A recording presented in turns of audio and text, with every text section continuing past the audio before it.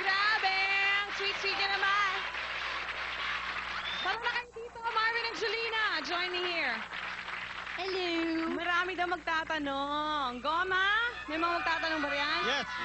Thank you very much, Miss Shaza. At syempre, katabi natin dito si Tita Aster at walang iba kundi si Miss Pilar Mateo. Ha? Sila magtatanong kay La Julina at saka na Marvin. Okay.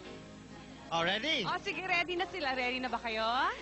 Ready na po. Okay, ready na. Okay, Tita maraming Aster, salamat, tabi tayo. Goma. At syempre pa magandang tanghali sa inyong lahat. At syempre pa magandang tanghali, Shasha, Marvin, and Julina. Maganda ka ngayon, ha? Thank you, Goma. I wonder kung ano itatanong mo sa kanila. Go ahead. Maganda rin.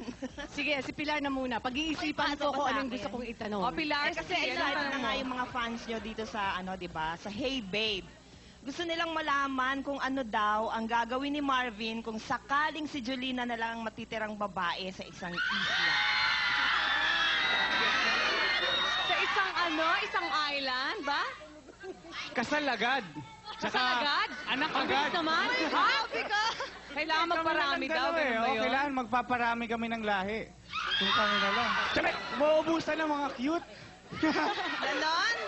Totoo ba yan, Marvin? Totoo po. Sige, kung halimbawa ikaw, Goma, yun. Ah, Kung ganun ka, tinanong Julina? ko. Kukulutan ko siya.